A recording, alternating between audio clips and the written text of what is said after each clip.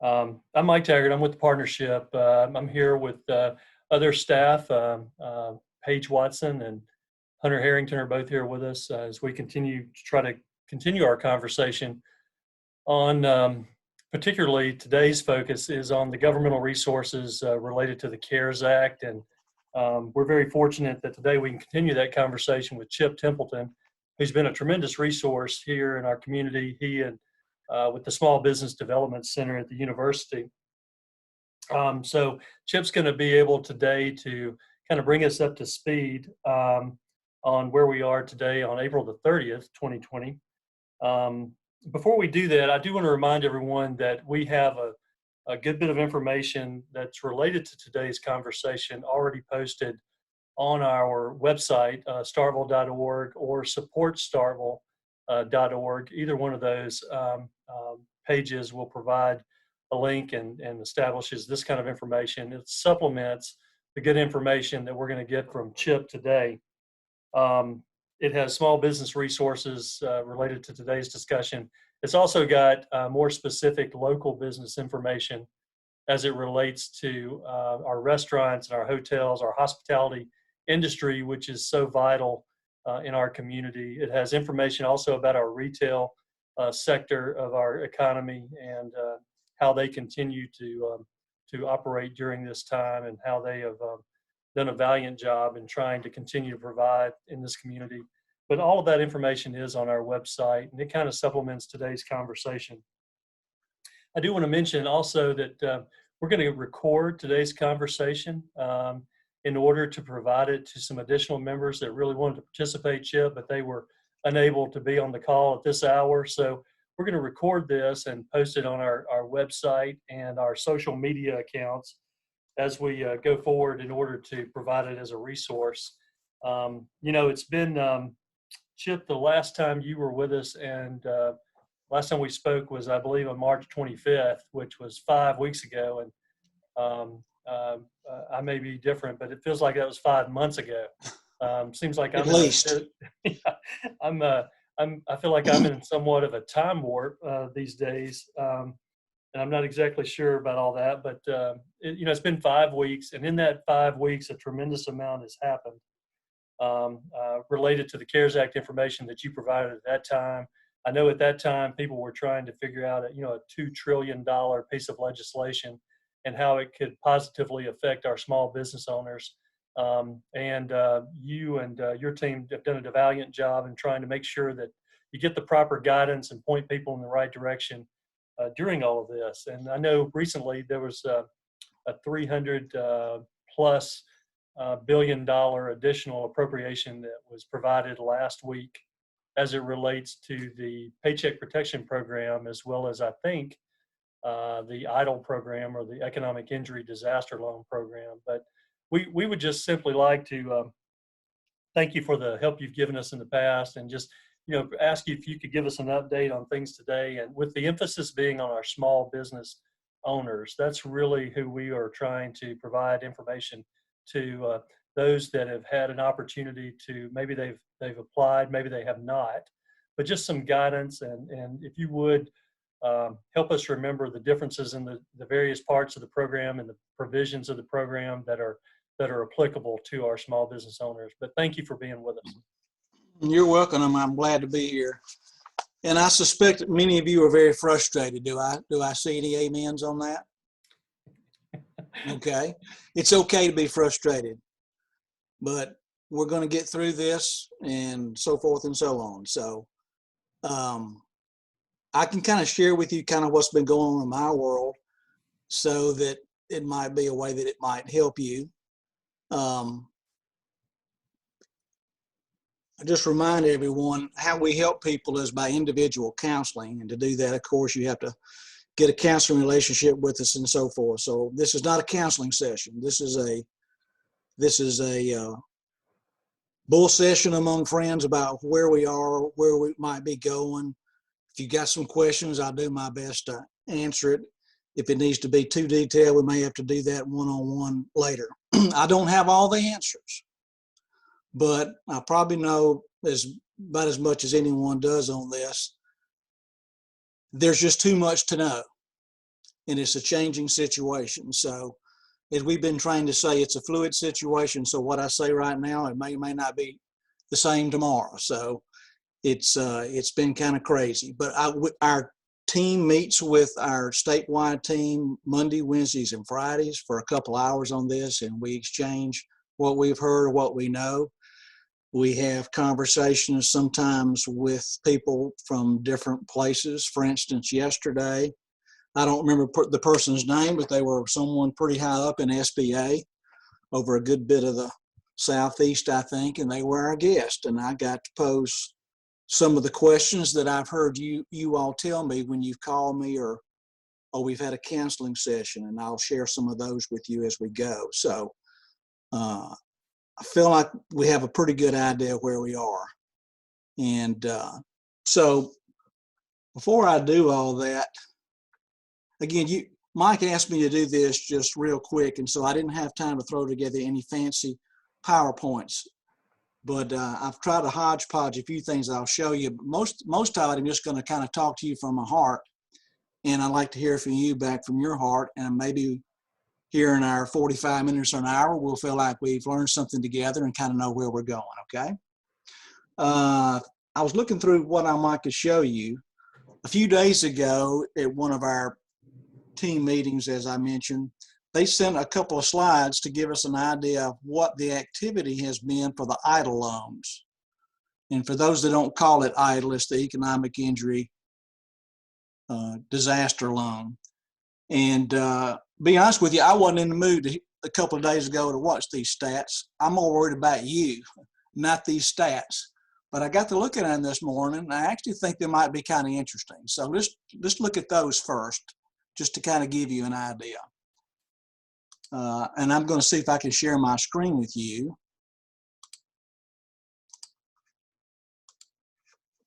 Anybody see my screen? Do y'all see that? All right. I'm only going to show you two different things. This right here, as of April the 24th, this is the Economic Injury Disaster Loan activity for all 50 states on two slides here. All we're worried about is us. So Mississippi, of the Economic Injury Disaster Loans, only 140 have been approved. And that was $30 million. And that is not a lot of approvals. And y'all probably are wondering when you're going to get your approval or not. I sense that is what a lot of people are there. Okay. That's really all I want to say on that slide. I'm going to go to the next one. I didn't know which one of these two I was pulling up first. So this is the advance. Now let me walk back just a minute, because the EIDL loan, I'm assuming many of you have applied for that. It was quite frustrating, as you know. When it first started out, it was you went to that website and you filled out about 6 or 8 forms in detail, and then you uploaded them to the site. Some of you probably did it that way, right? Okay. Some of you didn't know anything about it at that time. So eventually around April the 1st, that turned into this short form, and you went to the COVID-19 relief.sba.gov site, and you saw an opportunity to get up to $10,000 on an advance. Sort of a grant area. Most of you probably did that, but there's 2 different ones there.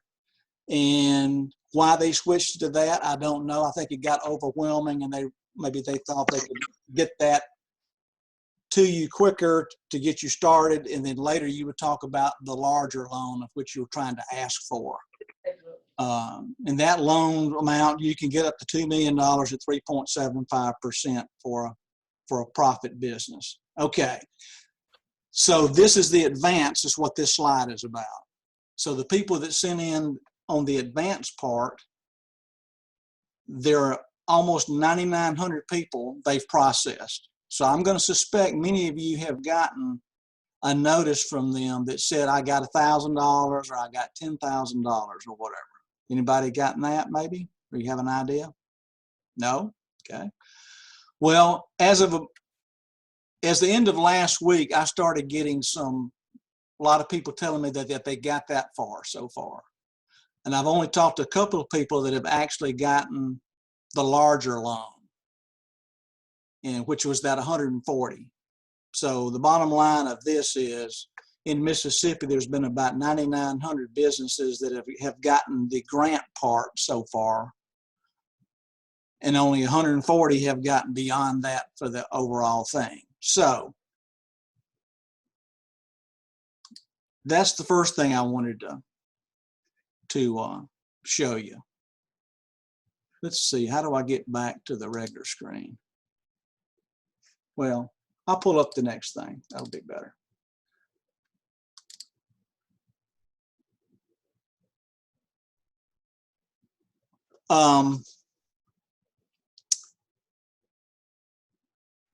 My disappointment, which it may be yours as well, is there hasn't been very good communication from them to you. And that's not the way I would run my business, and I suspect that's not the way you run yours. On the other hand, they're, not to make excuses, they're overwhelmed. I can't speak for them. I'm not the SBA. But yesterday on that phone call, and I told you I had the person, we were doing a Zoom meeting just exactly like this. And I asked the person, I said, a lot of the people I'm talking to have not heard anything at all from the EIDL application they sent in. Others have received the grant part, but they have no idea what else is happening. It's like there's no communication. Would you affirm to me that they're going to be getting a communication and so forth? And so this is what he affirmed to me. So you should have a confirmation number that you've sent in. And I know many of you have told me, or I've gotten many calls from people who have said that they know if they had a 2 at the beginning of their number or a 3. If it's a 2, you had to reapply. If it's a 3, it means you're in the system. And if you have a 3, which most everybody I talk to has a 3, you're going to be gotten to at some point. I can't tell you when, but they said they will be contacting you. And I said, there's also confusion I sense that, let's say you get $5,000, but you really want to talk about this larger loans, what your real purpose is. There's no real communication about when that takes place. And he affirmed to me that you should be getting contact for that as well. So if you've gotten your grant part and haven't gotten contact about borrowing 100,000 or 500,000 or whatever it is, that will be coming. They're just backed up. They're taking on in order of which they have come in. And you know, I think people will put up most anything if you just tell them the truth. And I don't think anybody's been misled, but at the same time, it's overwhelmed. And I just wish they'd have done a better job of communicating so you get a very sense of it. And I do believe him, but at the same time, I'm nervous about it because I know that you're nervous about it. But I really do believe that's the way it's going to transpire. It's just that it just hasn't gotten to it yet. So, but back to what Mike was saying, you know, the funds ran out, as you know, for both programs, what, a week and a half ago, because they processed 14 years worth of SBA loans in 14 days. Again, that's exciting to hear, but if it doesn't help me, if I'm the one wanting the money and hadn't heard anything, that's the only one I'm worried about. And I know that's the way you feel too. So it's been an unbelievable task that they've been asked to do, but they ran out of money. And as I understand it, the Congress approved the appropriations from that. And last Monday, when the banks opened, is when you could continue the PPP. Now, I've been watching the SBA website, and I'm sure you have too if you're worried about the EIDL. If you have not applied for it yet, what do you do? And unless something's changed right before we came on, which I doubt it is, you could not apply for the economic injury disaster loan COVID part if you haven't done so. Now, if when they ran out of funds, they did put more funds in that. So you can be assured, from what I understand from the gentleman yesterday, that if you're in the queue, which you should be if you've got a 3 or so forth in your confirmation number, that's the funds that they're now using to get to you eventually. But if you haven't applied for that right now at all, you can't do it. Now, I kind of assumed that it was just a matter of time that they would open that back up. Now, I didn't get the impression from him that that was a slam dunk, that was the way it was going to be. They may or may not have it where you can apply for that if you haven't done it, but it's unknown. But he kind of threw that out there, that they're not really sure what that's going to be about. So do most of you maybe are in that situation about the EIDL loan? So if you're in the queue, you should be getting a contact from that. We can talk about the PPP as well. Does anybody want to talk about what I just talked about in just a minute? Or give me some feedback? I may be preaching to the choir, but I want you to know what I kind of know about that. What do you think? Hi, Chip. Rosa DeLumba here. I'm not sure if you can hear me. I can. So for my understanding, if you have not applied, then you are not able to apply anymore for the EIDL loan. At this time. But I kind of got the impression it's not for sure that they're going to put more money in that for you to do it. I wouldn't rule that out, but I wouldn't be necessarily expecting that 100%. I would just say watch the site. Now, you can go to the SBA Gov site, which we can go to together. I can show you how to navigate that if you want me to online here. You'll see where you can click on the economic disaster injury loan section as if you could apply, but that's not what that's for. That's not the one we're talking about. For instance, we had the Easter storms here in Mississippi a couple of weeks ago, and some of the counties in South Mississippi have been declared disaster. So that's kind of more for something that has nothing to do with COVID. I have gotten a few calls from people thinking that that's what that was for.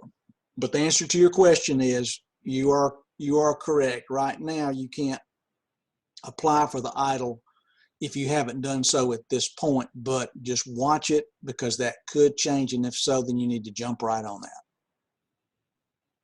Okay, thank you. Mm-hmm. That's certainly something that we're monitoring as well. If we see some additional funding, Rosa, that is going to that program, that's something we're tracking as well. Okay. Just because I have Rosa is now probably the 5th or 6th small business owner in the last week for which I've had the same conversation. So that dynamic is alive and well out there. Some people who may not have early on for various reasons applied, but they are interested at this point. Yeah. All right. So the PPP, or the Paycheck Protection Program, just to review, that started over again or continued last Monday. So you can apply until those funds are exhausted that way if you haven't done so. And of course, all these are SBA loans, but the PPP is backed by the SBA from the lender that you go to. So if you haven't done that yet, I encourage you to preferably go to the bank that you bank with to do it, because they're overwhelmed too, and they're going to probably a lot more interested in helping their current customers other than a non-customer. On the other hand, they may be caught up with it enough on that to do it, or you could go to various banks. But I'll be glad to go review those programs with you with some slides. Or does everybody kind of know all that? I don't know what you want to know about or not, but last week a lot of people started getting their paycheck protection money as well. And I got sort of discouraged about a week ago, and all of a sudden, the nicest and kindest email I got from one of our clients who says, "You're not going to believe this, but I got this, this, and this, and it works so smoothly." I'm going to say, I need some more of you, because I'm not hearing as many of that as I am of why haven't I heard anything. But I'll be glad to review these two programs if somebody wants me to. On the other hand, I suspect a lot of you know this stuff pretty well. What would you like me to try to explain to you about this? Chip, would you mind if there were any revisions from the first appropriation to the second, if there were any changes, but could you just confirm and verify for us that the forgiveness provisions are still in place, provided the small business owner continues to follow the rules? I know of nothing that's changed on that. So that would be what I would suspect. This is the chart that I have here. I don't think I had this when, yeah, because we had the PPP hadn't even been invented when we talked a month ago. Like you said, it seemed like it's been 5 months ago, but there was rumors there was another program coming and we didn't know about it at the time. But this is sort of my little cheat sheet that I have that kind of compares the two programs. And this is the same document that I was using at that time. So let me just kind of review it, and I think it'll cover what you just asked at the same time. So the idle loan part is here in the middle. That went from the day of disaster. It goes till December 21st. So as you're thinking of what monies they might tell you how you qualify for this much money in a loan, or as you discuss with them, or if you uploaded documents, they're going to use that information. But you might be thinking how you might use those funds, what you might need between now and that December 21st part. Again, that's a 3.75% interest loan. They will, spread it over up to 30 years if somebody needed it and so forth. That's something you work out with them. The PPP is a 2-year program, and it's retro back to February the 5th, but it goes through June 30th. Okay. And of course, it's all about payroll. The PPP is about payroll. The purpose of it is for you to keep your payroll. And you can come out better on the forgiveness part if you use the same people that you had. That's not always possible, but that's what you're going to try to do. And you're going to try to manage that money over an 8-week period of time. And it starts when you get notice that you've received your money is when your 8 weeks starts to do it. So the forgiveness parts, a lot of it's going to be on how you manage to do the whatever with that, with your people, or how you've kept them and so forth. The economic injury part, that's just a repeat of what I've said. It's up to a $2 million loan, but they have the emergency grant advance that we've been talking about, that you may have gotten that part already and not had the opportunity to hear from them about the larger loan. This is the one that I generally go over with people. And so now we're going, what can you use these funds for? Let's talk about the paycheck one first, because that's the main one that you've probably gotten first. 75% of that money needs to be used for payroll cost. So you can use 25% of it for the other things that I have up here: healthcare benefits, mortgage interest, rent, utilities, interest on other debts prior to February the 15th. The interest rate, may end up, it can go up to 4%. Again, this is on, depending upon how you managed your account, it's probably really going to be like a 1%. But if you've done it right, the forgiveness part's going to come in and you'll be good on all of that. The idle loan, it's for other things, but payroll cost is the one thing that's common of the two things. So you can apply for both of these loans, assuming you have employees or whatever. for the Paycheck Protection. So most people are applying for both of these, but you want to make sure you keep really good records of what you did with the funds in each account. So if you're audited, you can show what you did with it, and you don't want to double dip. So if you're putting payroll costs, obviously in the PPP, you don't want to do that on the other one. So that leaves you fixed debts, accounts payable, and other expenses is in a nutshell there. So you kind of have to use a strategy of how you might go about doing that. Now, nonprofits are in here as well at 2.75%. I generally don't deal with nonprofits, but I'm throwing that up there in case there were some. They would need to kind of drill down on the details of that. The EIDL loan, when it first came out with those long documents, the long form, you had to personally guarantee anything over 25,000, and they raised that up to 200,000, which I thought was pretty incredible. They got payment deferrals up to 1 year on the EIDL, around 6 months or so on the PPP. That kind of hits the high points of that, but nothing has changed that I know of on that. Of course, you've got to go through your lender, and I'm assuming most of you have already done that.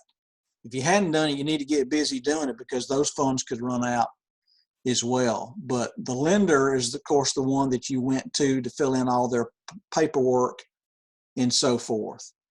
And knowing what forms to bring them, so you know that they are actually payroll. You know, we're finding a lot of people that they thought they had payroll, they didn't have the payroll that they had. You know, so some people haven't been doing it exactly right. Is that what you want to know about that? Yeah, that's very helpful, Chip. It sure is. So once again, Chip, Rosa DeLumba here. I have a list of some questions that I've been asked from folks in the minority community as the president of SOMBA. And one of the most common questions that everyone's been asking me is, it seems like a lot of folks have applied, they've been approved by their banker, and however, they have not heard anything back from the SBA. And I think a lot of people are nervous if they need to do anything beyond that, or are they just in the queue and they'll get to them when they can? How do they get communication back of what part of the process they're actually in, past their lender telling them that they've been approved by the bank, but they're waiting on answers from the SBA? Well, what you're saying, that the PPP program, that they were approved, Yes. but they haven't gotten their money yet? So so for example, I'll use myself as an example. I'm going through Renaissance, and Renaissance has contacted me and told me that my application was approved by them, and it was submitted to the SBA. However, they have not heard anything back. Will the SBA be contacting Renaissance, and Renaissance will be contacting me, or will I be hearing something back from the SBA regarding the PPP directly? I have not been asked that question. That's a refreshing new question. I would assume that you're going to hear from the lender, because, you know, it Okay. goes through the lender. The SBA is just backing the loan. So I wouldn't be expecting that you would hear from the SBA. I could be wrong about that, but this is basically a lender program. Whereas the EIDL, when you apply online, and they have it online because it's been so massive, they can't send people out in the field to do this. So they have that website. So that's what my thoughts would be. Chip, you are correct. Good. I'm glad to know that. That's a Do you good also question. know, thank you. So a lot of us have this in common, that college students is a huge portion of our workforce. A lot of them are not coming back. Do you know where the SBA stands when you have offered your employees their jobs back, but they physically cannot come back to work? are you still forgiven if you bring in new employees, or if you pay your current employees more to be able to use that forgivable loan, given that your old employees or most of your workforce does not have the option to return back to work?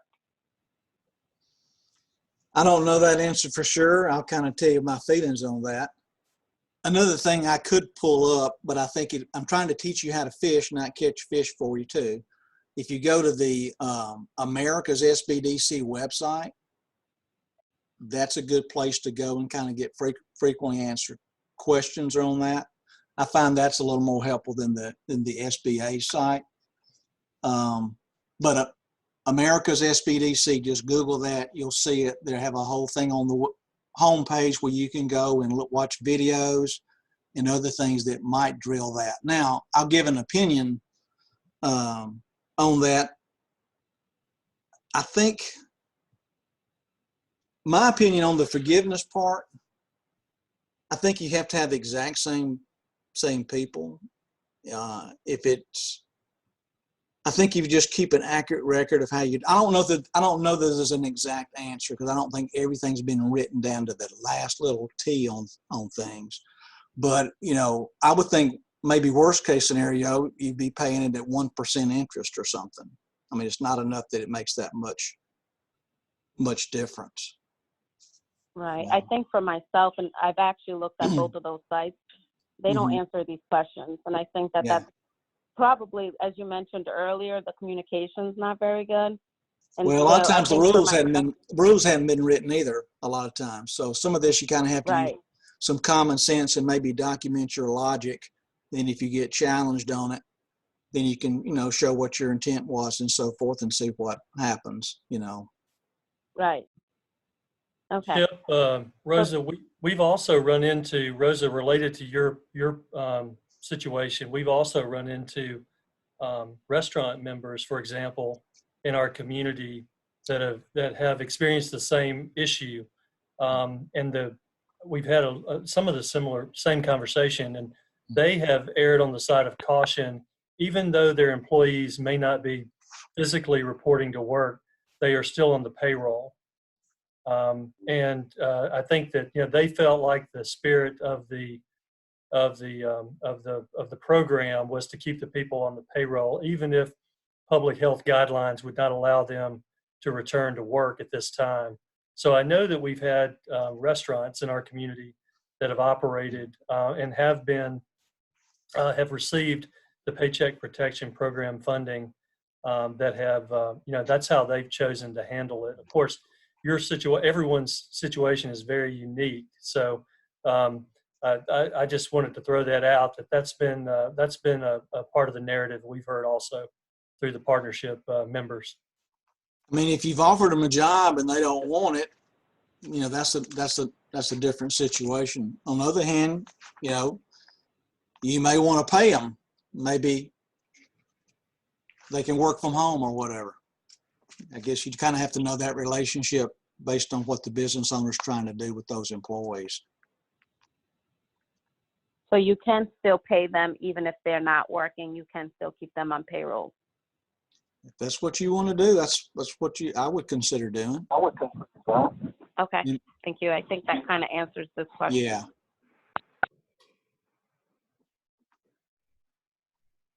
All right.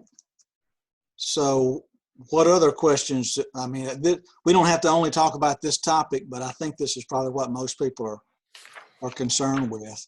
And while you're thinking of questions, I always remind people to have your bail team.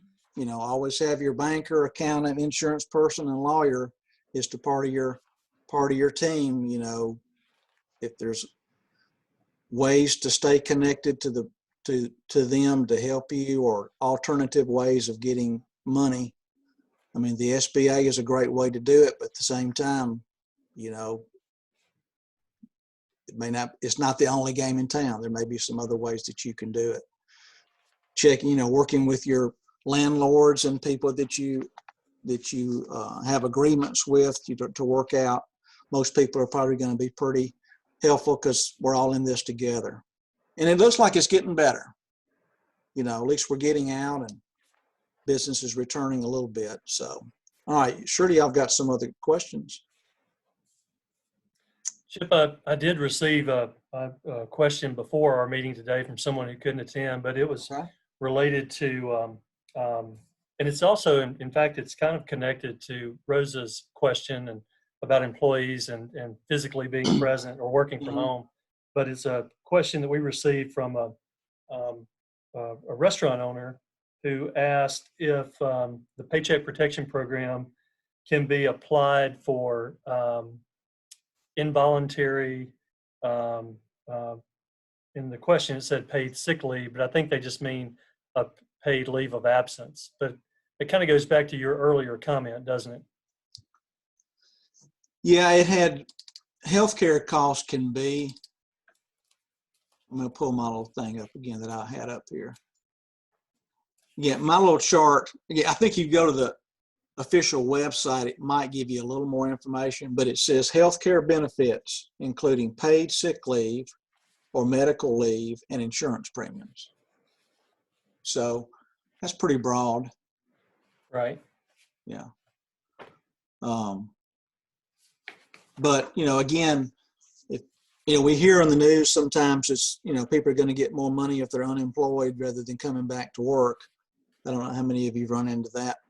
But, again, if you've offered them a job and they're not coming back, I think that's, you can just document that's what happened. And I would assume that it kind of goes on from there. It's not your fault that they weren't willing to come back. Has anybody had anybody ask them about the family, what is it, the Family Act, whatever it's called, gone blank. The Family Leave Act? Yeah, I've only had one call about that. I was surprised. And you kind of exempt yourself, make a documentation on that. At first, I didn't think there was a limitation, and then it's gone to the how many employees. I think I don't remember the amount, but it's like 20 employees or 50 employees. You're exempt from it. That you can read up on that if that's an issue, and document how you've exempted you know you're in the exemption, put it in your file that backs you up on that. That's my understanding. So if that's an issue, you might want to follow up on the details. I'm surprised that hasn't come up more often. I haven't heard of any scams, but I also know that we all need to be aware of some scams of people calling you up. I'm sure some people will be quite eager to get a call that someone says they're the SBA and they're not, but I'm not aware of any.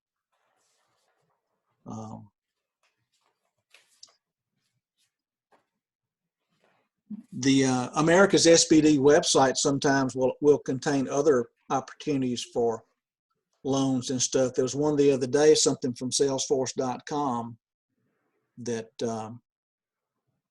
might be something somebody could look for. You don't have to be a client of theirs, but it was a loan of some sort. Okay, I'm looking at my list of stuff else I jotted down here that might be of interest.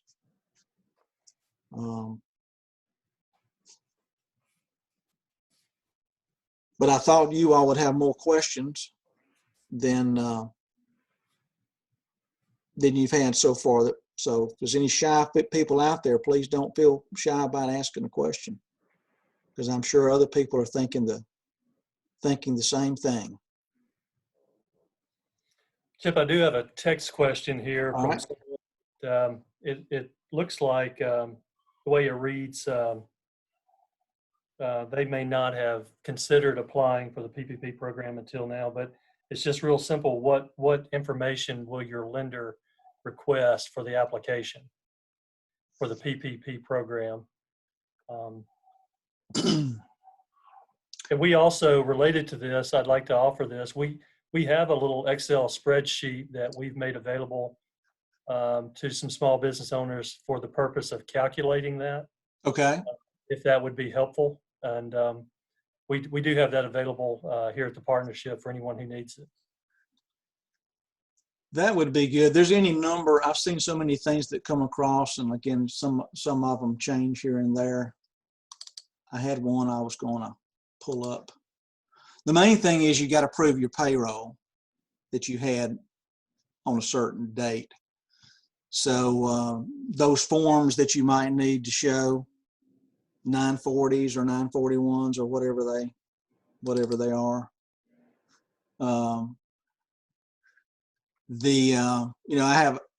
I'm not going to show you every form on here, but I've got an example here of what one of the banks was using for one of their forms, and to calculate your payroll, the exclusions for various things that you'll need on here.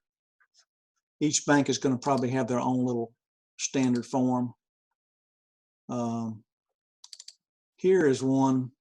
Again, it's kind of hard to read some of these things like this, but I'll throw something up here. Paycheck Protection, y'all see that? Paycheck Protection Program information sheet for borrowers. Let's see.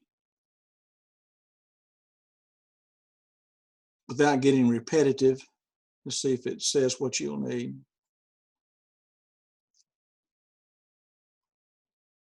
Did most of y'all find that fairly easy to do at the bank? I didn't hear too many complaints of people saying my banker made it hard for me. Click here for an application. Let's see what it says. You will need to complete the Paycheck Protection Program loan application, submit the application with the required documentation. All right, let's see. Again, this is kind of hard to do as a group setting here, and I don't think that's going to be, I'm looking at the next page. I don't think that's going to be conducive to our conversation here.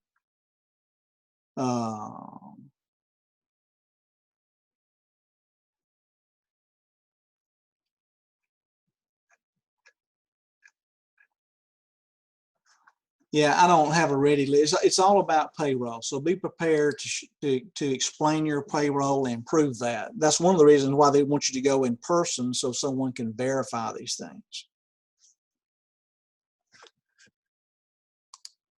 But I've talked to many people that have done that, and I didn't hear a lot of gnashing of teeth about that process.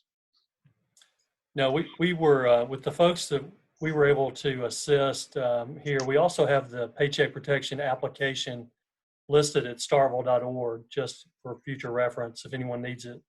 I'm curious what that is, because that really may not be the accurate thing.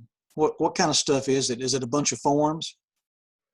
It's an SBA form required by the lenders. You're talking about for the PPP. Right, that's right. Okay, I thought you said idle. I'm sorry, I thought you said idle. No, for the PPP program, and Gotcha. you're exactly right. It just requires, you'll need your 940 and your 941. And the only footnote that we found in the process was that your federal FICA tax are not to be included in your calculation. Mm-hmm. We ran into that early, made those mistakes, learned from them. Mm-hmm. And, that's just something that has to be subtracted from your calculation. Right. Yeah. And I've talked to some people, they've gotten their money and they're not really sure exactly how to do this and do that. They call their CPA and they don't know anything. And again, I think there's some things that not everything's been drilled down to the last little T crossed and I dotted about how you do things. I think a lot of it to me is showing how you arrived at those percentages and how you did it, showing your intent, how you're doing it. And most everyone I'm talking to seems to kind of have a good feel for how to do that. But document, and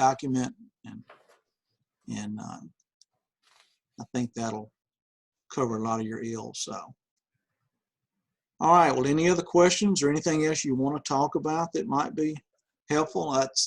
I'm feeling more upbeat about this because I'm hearing people that are getting it, but I'm very disappointed in the speed of which you're getting your answers. And again, I wish I could stand in front of the bullet and take it for you, but I don't know anything else to tell you other than to be patient, because that's what I've been told from the people who seem to have the answers. But that's what I know. And I hope that was helpful and didn't leave you more frustrated, but that's kind of where it stands. Chip, that was very helpful. It sure was. But before we do let you go, let us know if we need to. How do we if some of our folks need some counseling or to schedule with you, how would they contact you?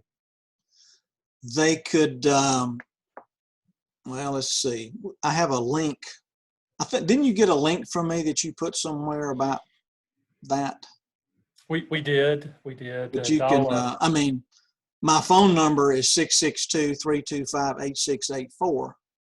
That's my work number, but I have it forwarding to my mobile phone because I can't be at my office yet. And so if you need me, call me. I don't do 8 to 5 too well. I'm here to help you. If I figure you call me after hours, you must need me. So. Chip, what was that number again? I'm going to put it in the chat box for everyone to have. Okay. 662-325-8684. You can go to the Mississippi Small Business Development Center website and find those things as well. But if you get me on the phone, that's fine. I can show you how to do a counseling form to fill it out. Can send you the URL to it, but if that makes it easier, just the phone number, that's great. Well, listen, we really very much appreciate your time. I know that you've been extremely busy, and just the uncertainty trying to track how this has developed has been a full-time job in and of itself, I'm sure. It has been frustrating, but I'm sure it's not as frustrating as you in trying to run your businesses. So I'm cheering for everybody. And y'all, so much of it is attitude. We know even when you're sick, a lot of it, if you have a positive attitude. So let's just keep positive, and we'll look back one day and say we made it through that, because these things do come up on occasion, and we'll get through them. I've seen it when we've had 21% prime rate and gas no one could afford, plus nobody had gas at the gas station. So there's always a different set of problems, but we always work through it, and we will work through this. Definitely. Well, thank you, Chip, and thanks to each of you for being on our meeting this morning today. I see it's after lunchtime now, right. but thank you for being a part of it. We are going to, just as a reminder, post this on our website for future reference, and certainly keep in mind that the starville.org or supportstarville.org web information, those pages also have additional and supplemental information to what Chip and his team are doing. And hopefully that'll be of help. And certainly as we see information that we think will be helpful, it'll be posted there as well. So again, thank you all for being here and being a part of a meeting. Don't forget to contact us at the partnership if there's anything at all we can do to be of help to you. So Our phone number is 662-323-3322 or at supportstarville.org. So again, thank you. And thank you again, Chip, for being with us. You're welcome. Y'all keep up the great work. Bye-bye. Thank you.